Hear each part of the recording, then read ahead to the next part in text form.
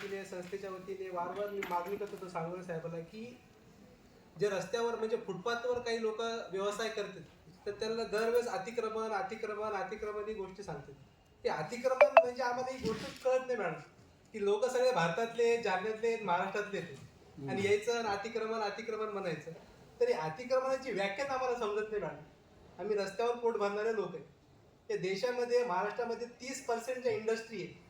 म्हणजे तुमचं हरमाल असू द्या, तुमचं काही प्लॅस्टिकचे केमिकल्स असू द्या, काही ऍसिड असू द्या, खेळणी असू द्या, लेकरांचे फुगे असू द्या, पाणीपुरी असू द्या, खायच्या वस्तू, या सगळ्या इंडस्ट्रीला जो कणा आहे तो पथविक्रेता आहे. जी अर्थव्यवस्था चालती या महाराष्ट्राची या देशाची या फुटपाथवरच्या लोकांमुळे चालती.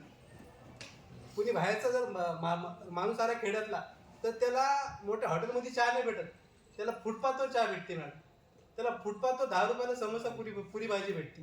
आणि जर त्याला जर नगरपालिका अतिक्रमण म्हणत असेल तर ही शोभांती काय मॅडम? म्हणजे माझं स्पष्ट मत आहे आज की खेड्यातल्या माणसाला जर शहरामध्ये सेवा भेटत असेल आणि त्याला जर नगरपालिका अतिक्रमण म्हणत असेल तर हे चूक आहे. कारण त्याच्याकडे आधार कार्ड आहे, पॅन कार्ड आहे. आता PM स्वनिधी नावाची योजना आलेली आहे. केंद्र सरकार पण त्याला 10,000 50,000 1,00,000 रुपये देईल आहे. तर आमची एवढी विनंती की बाबा जे सगळं फेरीवाले आहेत आणि इतर फेरीवाले येत नाही याचं असं कारण आहे की फेरीवाला हा एकटा असतो त्याच्या दुकानावर आणि त्याचा 400-500 रुपये धंदा असते. तो धंदा सोडून इथं येऊ शकत नाही. तर त्याच्यामुळे इथं जी संख्या असते ती कमी असते. तर आपल्याला पुढच्या वेळेस जर आपल्याला पथविक्रेत्याचं काही काम करायचं असेल तर आपल्या एखाद्या एरियामध्ये जाऊन आपल्याला सांगावं लागेल की ऍक्च्युअल पथविक्रेता समिती आहे काय आणि त्याच्यासाठी काय करणार आहे. एवढी तुमच्याकडून अपेक्षा मागतो आणि तुम्ही आम्हाला जे हक्क दिला त्याबद्दल तुमचं अभिनंदन करतो.